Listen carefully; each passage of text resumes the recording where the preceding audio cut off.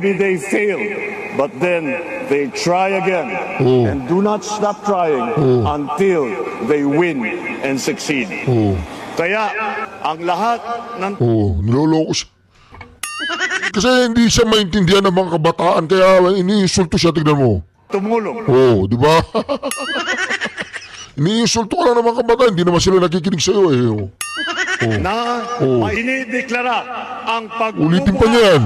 ng Tantagin mo ang Bongbong Marcos, yung mga estudyante, iniinsulto ka palaro Pinagtawanan. siya Diba? Pinagtawanan lang po siya ng mga tao, mga kareaksyon, mantagin mo yan Bongbong Marcos. Dito man tayo Eden Santos po from Net25. Good afternoon po, ES. Pwede naman daw pong sibakin ni Pangulong Marcos, yun pong mga gusto niyang alisin, bakit nagpasubmit pa raw po ng courtesy resignation. And pasensya na po if I have to ask this, di daw po ba ito parang pampapogi lang sa public? Ay, alam nyo, mahirap naman na sabihin nyo kung ano ang dapat, hindi na kailangan na mag-courtesy resignation. Ilagay ninyo ang sarili ninyo sa aming pwesto. Kung tamaan mo yung isang tao, ano ang lalabas na mukha mo? It's best that we did it this way so that it will be more honorable for them. Alam mo, Bersamin, yan lang ay inyong pakulo. Pakulo ninyo yan dyan sa Malacanang. Sabihan mo lahat sila, magsasila ng courtesy resignation. Di ba? Nagsasila ng courtesy resignation. Ngayon pala, gusto lang sipakin si Menardo Guevara, ganun ba? Tanong lang. Di ba, itong si Bersamin, dating Chief Justice ba ito? Bersamin! Ikaw ba ang kumokontrol kay Bongbong Marcos? Tanong lang. O kinokontrol ka ni Palaka? Tanong lang yan, Tuloy natin, Hindi naman kami yung diktador na magsasabi, oy, wala ka na. di ba? Sa bunganga lumabas ni Bersamin ang salitang diktador.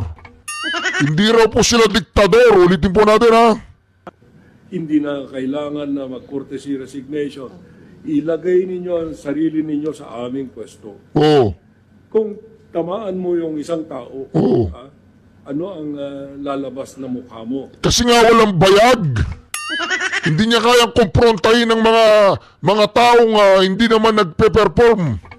Hindi katulad ng Pangulong Duterte, kapag ikaw hindi nagpe-perform, ikukomprontahin ka niya sa national television. Kaya lang si Bongbong Marcos, weak leader nga.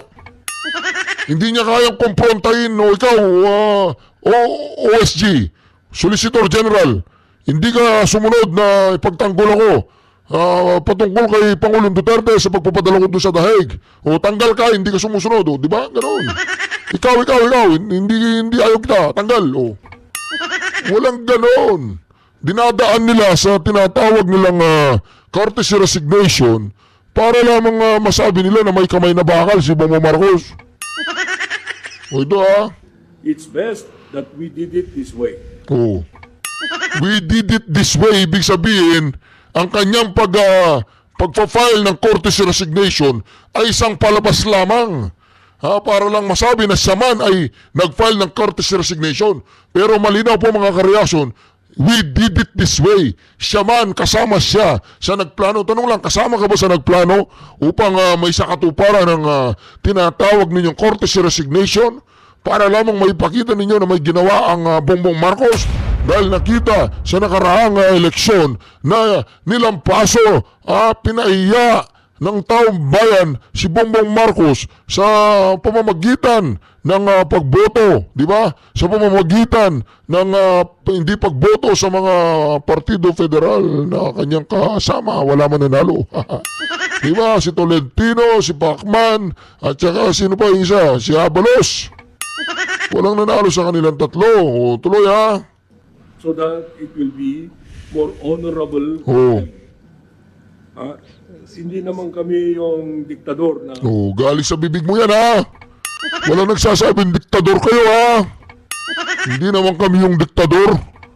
Wala namang problema yun, Bersamin Halimbawa, si OSG, hindi na nagiging masaya. Si Bongbong Marcos, kay Menardo Guevara, okay lang naman natanggalin yan. Tinanggal mo si Menardo Guevara, hindi naman ibig sabihin yan, Bersamin, diktador na si Bongbong Marcos. Dati kang chief of hindi mo alam yata yung... Sasabi, oy, wala ka na. Oo. Sisipahin mo na. Oo. When I said that we are all serving at the will of the President, at the President's pleasure, Oo. we have to humanize. Oo. So, demanding an courtesy resignation is Oo. the best way of doing it. Oo. Because all that you can do is just to accept. Oo. And that's the end of the debate. Oo. You don't really need to follow what others are saying. Oo. They are not in the saddle. So, ibig sabihin, palabas lang yan. Nag-file ka ng courtesy resignation, tinanggap ni President Bongbong Marcos, o tanggal ka na, ganun. Pares lang yun eh. Nagpalabas pa kayo, wala naman tinanggal sa inyo. O sinong niloko nyo? Kami hindi. Diba? Niloko nyo ang mga sarili ninyo, feeling ninyo. Ginawa ni Bongbong Marcos yun, honorable. Tsaka naging siya, kumilos siya dahil nakita niya na hindi epektibo ang kanya. Tuloy natin. They may have different views of it when their time comes, if ever that time will come. Pero the best advice is our own counsel, our own conscience.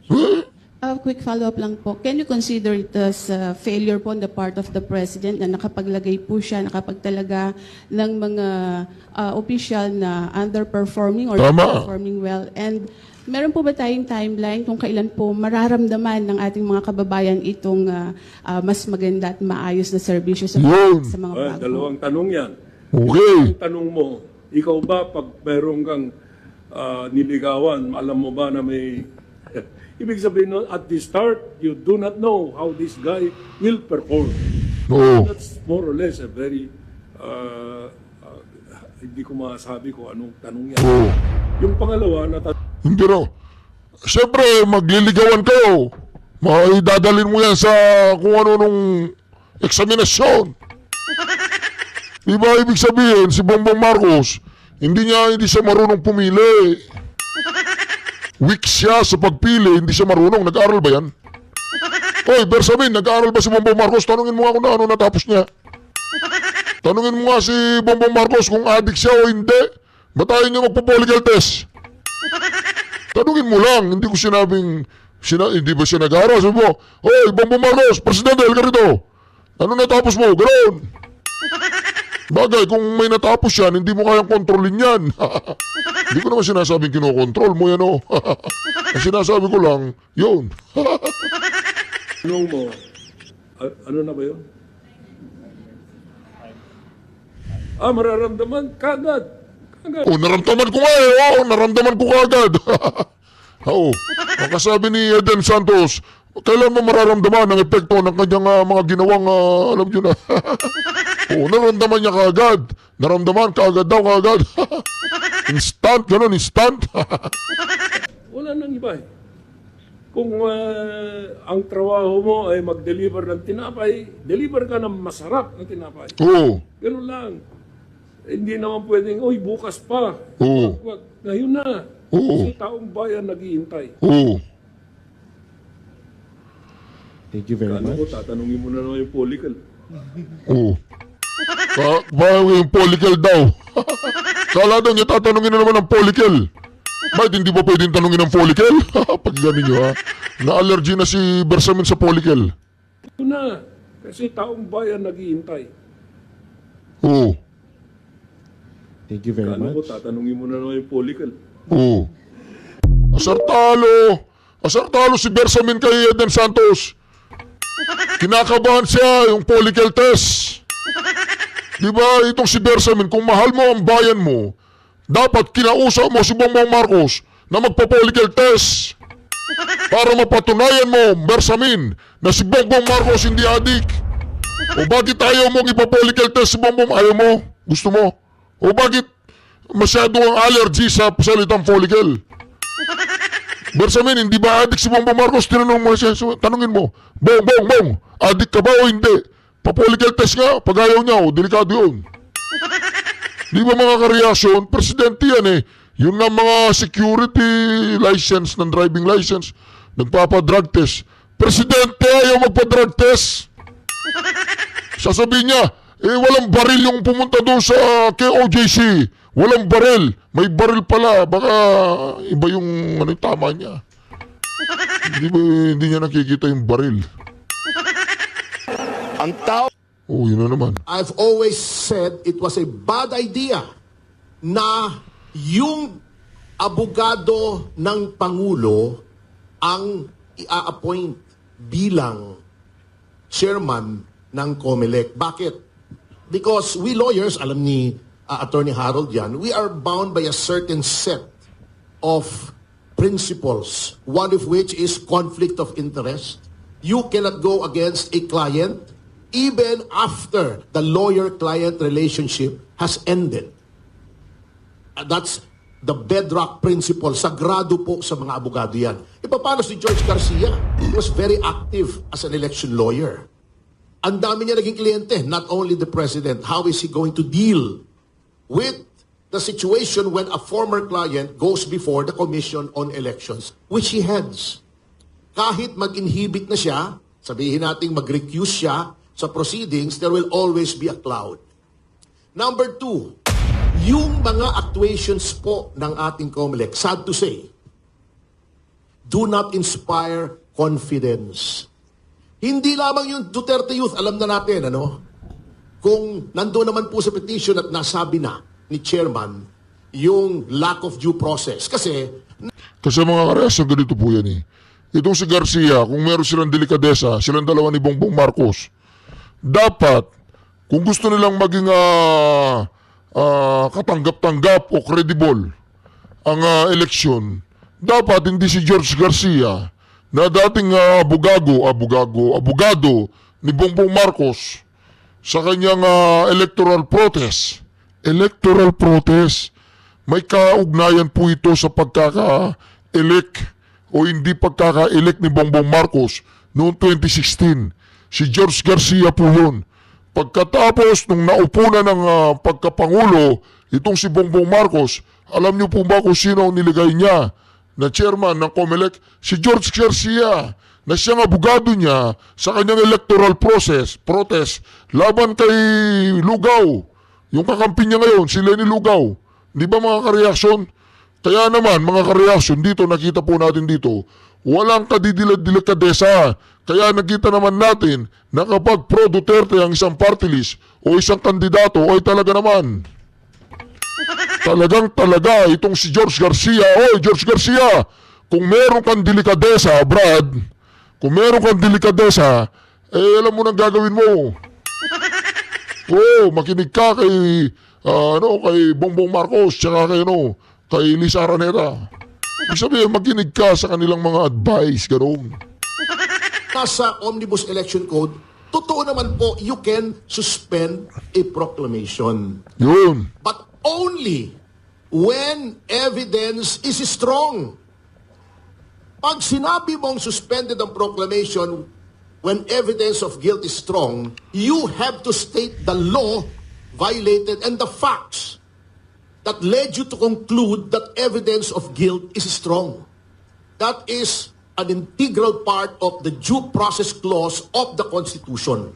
You have to be informed. The law must inform you, it must hear you before it condemns you. Dito walang hearing.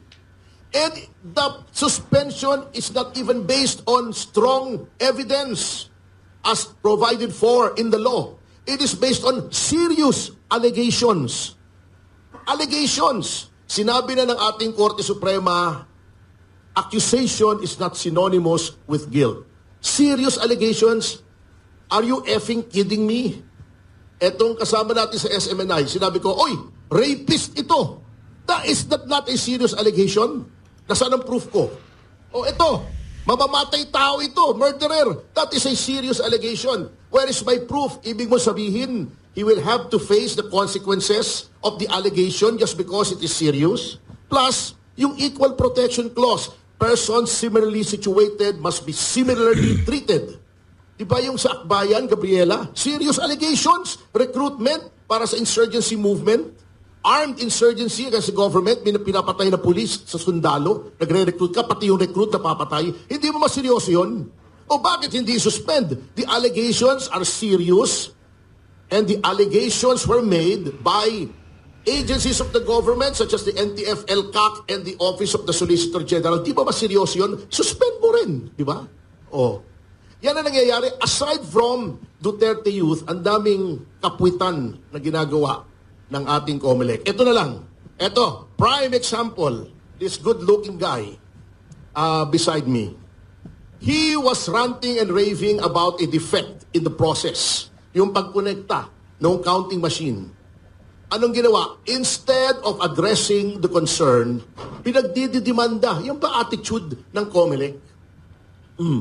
Kinasuhan, pinadidisbar, pinatatanggal as a certified public accountant. O, pinapadisqualify pa. Pero, yung sinasabi niyang problema na dapat huwag i-connecta, sinunod ng COMELEC. Di ba? Sinunod. O, anong problema mo, Mr. Garcia? Susundin mo, ba't dinimanda mo? Tama naman pala. That is an explicit admission that he was right. Why is he facing charges? Why is he facing disqualification based on alleged fake news? O, bakit ganon? O, ito pa ha. Kasi, Attorney Topacio, kaya nila dinimanda yan. Kasi medyo mahirapan sila, alam nyo na. Hokus-pokus. Pangalawa, kaya nila dinimanda yan kasi magiging senador yan eh. Attorney Respicio, brotherly advice lang ha. Umampi ka na dito sa Duterte, magiging senador ka susunod na eleksyon. Hayaan mo na yung vice mayor na yan, walang kwenta yan. Hindi, pasensya na po, yung mga taga Mercedes. Alam ko gustong-gusto nyo si Attorney Respicio ba yan? Pero para sa akin, pwede maging senador yan, magaling eh. Kita nyo kung anong double standard ng COMELEC. Sa Negros Oriental, si Janice Digamo, sapagkat kaalyado ng gobyerno, di ba? Saan ka nakakita? Iniimbestigahan ng Department of Justice yung murder ng asawa. Dapat quasi-judicial yung stand ng DOJ pag preliminary investigation. Iimbitahin mo sa party sa Malacanang yung widow, kasama yung presidente. Ang presidente, alter ego niya yung DOJ. O, paano mong papafine si Tebes na walang probable cause? Nakikihalubilo ka doon sa complainant. Etong, Negros Oriental, baka hindi nyo alam, pero hindi ina-adoption na ng COMELEC. Si Janice Digamo, mayor ng Pamplona, nasa 1st District. Tumakbo siyang congressman ng 2nd District. We all know that before you can run for Congress in a district, you have to be a resident there for at least 1 year. Paano yung mayor ng bayan na nasa 1st District, residente ng 2nd District? O di ba? Ibig mo sabihin, hindi siya residente ng 1st District, paano siya naging mayor doon? Wala siya ron. May disqualification, inaksyonan ba? Wala. Yun, obvious. Factual. The facts are not disputed. Dinisqualify ba? Hindi. Di ba? Yan ang problema sa COMELEC. In closing, the COMELEC should be the agency of the government which was elevated to a constitutional level. Kaya nga, impeachable lang yan eh. May independent, 7-year term. Hindi pwedeng tanggalin. Elevated to the rank of a constitutional body in order for it to be able to accurately ascertain the will of the people. The will of the people. Because sovereignty resides in the people and all government authority emanates from them. The COMELEC cannot substitute its discretion for the will of the people. Hindi pwedeng sila nagsasabi ng will. 2 milyon, hindi mo po proklama. Nanalo. Vice Mayor, will of the people, di mo po proklama. Hindi pwede yun. The spring cannot rise higher than the source. Ang source ng power ng COMELEC is the sovereign will. When you become the obstacle to implementing the sovereign will, ikaw na ang may problema. Hindi na yung taong bayan. So this should serve as a wake-up call to the COMELEC, including the call of the President para mag-resign yung gabinete. I am still skeptical about that move actually, kung talagang sincere. Actually, there is such a credibility gap between the President now and the people na kapag sinabi ni Pangulong Marcos, ngayon ay Biyernes, baka i-fact check mo pa sa Google. Ganon katindi ang credibility gap ng Pangulo. Tignan natin kung sinong Ang lupit po nun no? Pag ngayon daw ay Biyernes, kailangan mo pang i-Google. I-fact check mo pa daw, i-fact check. Lupit talaga doon siya Torito Pasio, no? niya. Tignan natin kung yung mga weaponized na agencies like the Department of Justice, blatant. Yan Department of Justice, na-normalize na niya ng warrantless arrest. Hindi lang kay Pangulong Duterte. Abuse of the implementation of a search warrant sa Kingdom of Jesus Christ. Doon sa Teves, Cassandra Leong inamin in a case that we have. Kino-cross-examine ko yung NBI agent, inamin niya. Walang warrant, walang kopyang warrant, walang pinakitang warrant. Nag-obey sila sa order ng direktor na arestuhin si Cassandra Leong at i-detain ng 5 araw sa NBI without a warrant issued by a court. Ang hawak nila yung detention order ng House of Representatives, in which case it should have been turned over immediately to the House. Anong dahilan nila? Wala doon mapag-turn over. 5 araw, walang tao sa House of Representatives, hindi mo ma-turn over yung tao. That's arbitrary detention. That's a criminal offense. Pero normal na. Tignan natin kung i-retain nila si Boying Remulla na ginawang blunt weapon ng administrasyon for the persecution of its political enemies. Tignan natin. Depende sa i-retain ng Pangulo, makikita natin yung kanyang sincerity. Wala nang tinanggal. Si Minardo Guibar lang yata pinupunterian nila. Tsaka yung sa DNR. Tignan natin kung mariretain si Larry Gadon, Presidential Advisor for Poverty Alleviation, under whose watch self-rated hunger and self-rated poverty soared to record highs. Tignan natin. Tignan natin kung mariretain nyo sa agriculture. Na nagkakandaloko-loko yung supply ng basic commodity, which is rice. Tignan natin kung sinong re-retain, kung sinong hindi. Then, we will pass judgment. At pag hindi pa naayos ng Pangulo ito na naman, baka last opportunity na niya to regain whatever shred of credibility he has left. Whatever prestige the Marcos name has left. Tignan natin kung kakayanin niya. I give him the benefit of the doubt, but I doubt the benefit. Thank you. Ang galing, Dito ba tayo? Sugatan sa... Teka lang, wag muna yan. Ito muna. Sa partner ito parang kahapon yata siya na interview. Hirap nito because yung palay, iniisip Wala, bumaliktad na po yata itong si Vlogger Claire. Parang kinakalaban na niya dito si Bongbong Marcos di ba? Natanggal na ba to? Tinanggal ba to? Tinanggal ba? Parang kinakalaban niya si Bongbong Marcos dito. Sa ito parang kahapon yata siya na interview. hirap nito because yung palay, iniisip ko na yung supply natin pag nag-El Nino talaga. Mag-import na naman tayo. Siyempre bumagyo partner, di ba? Ang daming nasalantang pananim. Ito lang tapos sinabi niya, ano kaya ang gagawin? Anong gagawin natin? Partner, DA siya, saka president. Pero ganun kasi parang namutawi sa kanya na we do not know ano lang gagawin. In the first place, dapat alam mo. Worst comes to worst, dapat alam paano strategy. Tapos parang binanggit niya na, nako, magkakaroon naman tayo ng importation partner. So alam mo yun, parang nagbabadya na naman ng importasyon. Pero yun nga, sabi niya, parang sa Vietnam daw, parang mahihirapan ng bumili, ganyan. Can you see, partner? Kung a-analyze mo yung word ng Pangulo natin, tayo na dating magaling sa pagtatanim, di ba? Exporter tayo dati ng bigas. Ngayon, mahihirapan na rin tayong mag-import dahil yung iba mukhang kukulangin din. Sana tayo kukuha ng partner. Sarili mo hindi mo masustain, di ba? Yung needs, yung bansa natin mismo. Ba't kasi nga, ang tanong natin, Pangulo ka na po, bakit nga kailangan na sa DA ka pa? Kasi baka hindi niya na ito natututukan ng husto partner.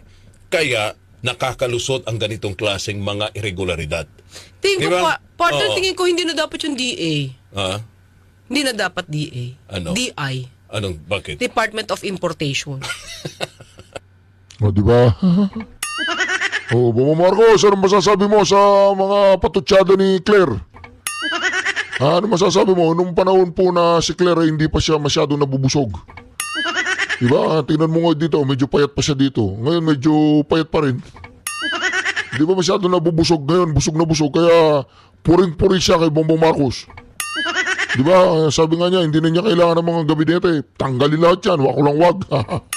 Hindi naman po niya sinabi yun. Ang sinabi lang niya, DI, Department of Importation.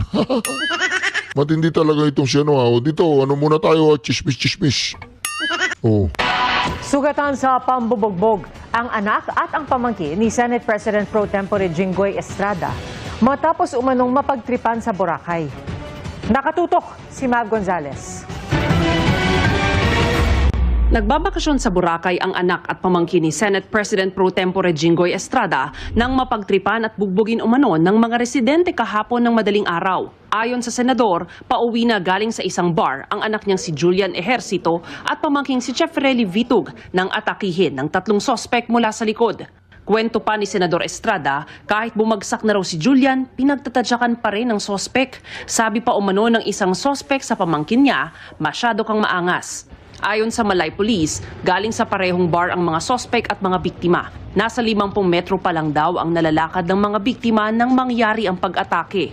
According to the witnesses, talagang from the naglalakad po yung ating mga victims, sinundan po ng ating mga suspect. Then dinakbayan sa likod, then doon po nagsimula na sinapak. Doon po yung mauling incident. According po sa victim mismo, sabi niya po na kung hindi dumating agad ang pulis, baka mas lumala pa yung pangbubugbog dahil yung witnesses po na nag-appear po dito, sila po yung sumigaw ng pulis. And immediately nga po, nag-respond yung pulis. Tinangka pa raw tumakas ng 3 sospek na pawang teenager. Nasa custody na nila ang 3 sospek. Ayon sa pulisya, magkaiba ang bersyon ng mga biktima at mga sospek kung ano ang pinagmulan ng pambubugbog. Based on the CCTV footages po, no, na nag-gather natin, nagkaroon lang sila nagkasalubong one time po. Opo, nagkasalubong. Tinginan ng asilo. Tinginan po. Doon po sila medyo nagkasalubungan sa same bar po. Same bar. Sa loob, then nung lumabas na mga victim, sunundan naman ang mga suspect. Sabi ni Senador Estrada, wala namang komprontasyon o pag-uusap sa pagitan ng mga biktima at mga sospek sa loob ng bar. Kaya tingin nila na pagtripan lang ang mga biktima. Nagpapagaling sa ospital si Julian na may tama sa ulo. Sa ilong naman ang tama ng pinsan niya. Kahapon nagpunta si Estrada sa Boracay at nagsampa ng reklamong physical injury sa mga sospek. Aniya, walang magulang o kaanak na gustong mabiktima ng walang saysay na pananakit ang mahal niya sa buhay sa isang lugar na dapat ligtas. Umaasa raw si Estrada na iimbestigahan itong mabuti ng mga otoridad para makamit ang hustisya. Sinusubukan pa ng GMA Integrated News kunin ang panig ng mga sospek. Para sa GMA Integrated News, Mav Gonzalez, nakatutok, 24 oras.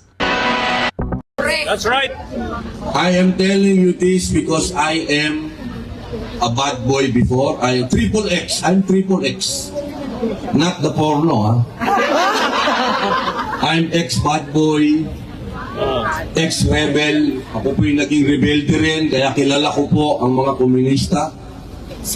At ako po, alam nyo naman, ex-convict ako. Pero hindi ko po yan. I'm telling you this because I am proud of it. No, I'm not proud of it. I'm telling you because Digong gave me a second chance. And now I am a senator. If Digong is a bad man, then I will be 6 feet under the ground. Salamat po sa inyo sapagkat ang ating pong PDP laban ay naging matagumpay. Yes! Lalong-lalo na po sa mga boto po ninyo. Solid na solid po lahat ang ating mga bayaning OFW sa lahat po ng mga dual citizen ng mga Pilipino. Hindi niyo po pinabayaan ang mga kandidato ni Digong. Kaya maraming salamat po sa inyo. Ngayon po, parang malalaglag kasi ito. Alam naman po natin na Sa matagal na panahon, ang ating pong mahal na dating Pangulo, magmula po noong March hanggang ngayon, ay nakapiit pa. Naging matagumpay ho tayo sa eleksyon. Ang sabi nga ng abogado niya ay protest vote. Nakakuha po tayo ng magagandang boto. Yes! Pero, hindi po natatapos doon. Sapagkat ang tunay pong pakikibaka, pakikipaglaban, nandito po ngayon sa Netherlands. Kung inyo pong mapapansin, Ma'am, hello. Kung inyo pong mapapansin, yung perception, yung pagtingin ng mga lokal, ng mga tiga-Netherlands sa atin ay parang ang dating po, tayo ay niloloko lang. Tayo ay sumusuporta sa isang pangulo na gumawa ng genocide. Yan po ang perception dito. Sapagkat tinatalo tayo ng propaganda ng mga komunista. Hindi naman po lingid sa inyong kaalaman na merong propaganda dito ngayon. Kaya po, pagkatapos po nating manalo nung nakaraang eleksyon, hinihingi ko naman po sa inyo na tayo po ay magbukas ng ating mga bibig. Tayo po ay makipag-usap sa mga lokal na tiga-Netherlands. Kung kayo po ay tiga-Europa, punta Paris, marami ang tiga-Paris dito. Kayo na po ang maging ambassador ni Digong. Kailangan, kung ano po yung ginagawa ng propaganda ng mga komunista, kailangan gawin din po natin yun. Kausapin natin ng personal yung mga taong makakatabi nyo, kung sino yung mga kasama nyo sa trabaho, kung sino yung mga nanliligaw sa inyo, kung sino yung mga mahal ninyo, kung sino yung mga kamag-anak ng mahal ninyo. Ipaliwanag po natin kung sino si Digong. Sapagkat ang alam po nila, puro kasinungalingan. Hindi po nila alam na si Digong ay isang bayani sa atin. Yes. Alam niyo po, may kwento ko lang. Ang mga tiga-Europa, mahal na mahal nila ang mga katutubo. Dahil sa matagal na panahon, naging kolonyal po yung mga yan eh. Matagal na panahon, sila yung mga nagpunta sa mga bansa, in-invade nila, bumabawi po sila ngayon. Ang gusto nila, sila yung magpakita ng example. Ngayon, pwede po natin sabihin dito sa mga puti na si Digong, yan po ay dugong Bangsamoro. Correct. Ibig sabihin, yan po ay katutubo. Tandaan po natin, marami namang pangulo na nagkaroon ng kaso, hindi ba po? Yes. Pero hindi ba po masakit na siya lang ang nakulong sa ibang bansa? Hindi ba po natin iniisip bakit yung mga ibang pangulo na nagkaroon ng problema, si Digong dinala pa dito sa ibang bansa? Hindi po ba parang discrimination na yan? Correct. Yeah. Hindi ba po dahil siya ay Bangsamoro kaya sa dinala dito? Marami pong question. Marami po tayong pwedeng pagmulan ng usapan sa mga dayuhan dito, sa mga banyaga, sa mga puti. Sa matagal na panahon, si Digong ang nakipaglaban sa karapatan ng Bangsamoro. Sino po ba ang Bangsamoro sa matagal na panahon? Sino po ba sila? Sila po ang inapi, meron historical injustice, halos inubos ang mga Bangsamoro. Pero nung dumating ang ating mahal na Pangulo na sinasabi nilang author ng genocide, pero itong Pangulong ito ang nagbigay ng otonomiya sa Bangsamoro. Siya po ang pumirma ng BARM. Yan po yung mga bagay na pwede natin i-share sa mga puti. Yung sinasabi ninyo na pumatay ng maraming tao, yung tao na yan ang nagbigay ng kalayaan doon sa mga Bangsamoro sa amin. Hindi po yan dapat nating kalimutan. Ang ating mahal na Digong nakikipaglaban sa mga oligarkiya. Sino ba po yun? Yung mga mayayaman. Yes. Si Digong lang ang tumayo. Ayaw nga magbayad ng mga tax ng mga yan, di ba? Aba. Pero si Digong, kailangan po natin ipaliwanag ito sa mga nandito. Kasi wala nang problema eh. Sa mga Pilipino, wala nang problema. Panalo na tayo sa kababayan natin. Panalo na tayo. Ang kailangan nating makuhang puso, yung mga nandito sa Europa. Kailangan, kasi po, wala na sa kamay ng Pilipinas kung mapapauwi si Digong. Wala na sa kamay ng Pilipinas. Nandito na po sa kamay ng mga European. Yes! Kaya, ipaliwanag niyo po sa kanila kung paano ang suporta nilang binibigay sa mga Palestino. Dapat ganun din ang ibigay nilang suporta dito sa laban natin kay Digong. Dahil si Digong ay biktima ng masamang publicity, masamang propaganda, black propaganda. Kailangan natin sabihin sa kanila na hindi totoo yan. Yung sinasabi ninyong pinatay niya, mga kriminal, mga halangang kaluluwa, mga durugista na pumapatay ng mga bata, ng re-rape ng matatanda, pagkatapos rape, pinapatay, ninanakawan. Hindi po tayo pwedeng puro ganito lang tayo, makikita tayo, kakanta, magsasalita. Hindi po, nasa kalsada ngayon ang pakikibaka natin. Kung mausap tayo ng mga puti, kahit hirap ako mag-English, I will English for you. I will explain to you. Yes. We will have Every night, every day, especially to a beautiful woman. I love you,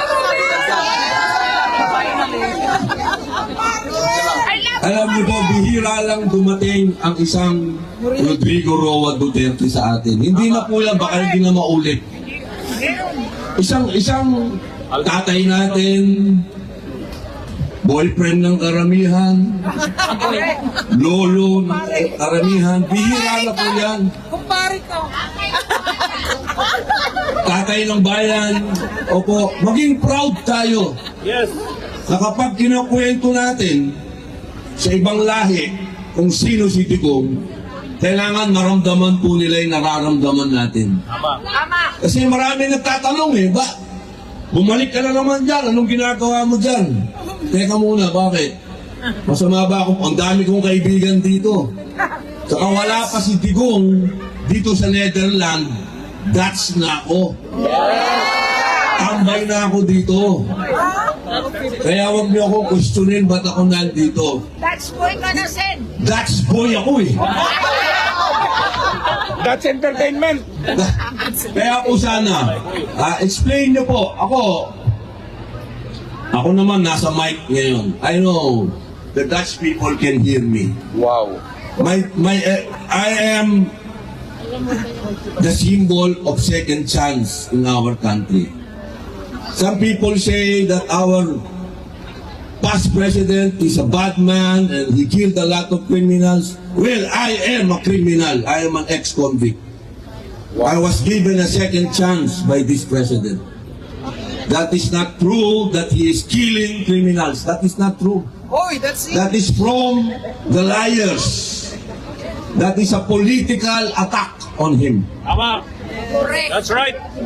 I am telling you this because I am a bad boy before. I am triple X. I'm triple X. Not the porno, I'm ex-bad boy, ex-rebel. Ako po yung naging rebelde rin, kaya kilala ko po ang mga komunista. At ako po, alam niyo naman, ex-convict ako. Pero hindi ko po yan. I'm telling you this because I am proud of it. No, I'm not proud.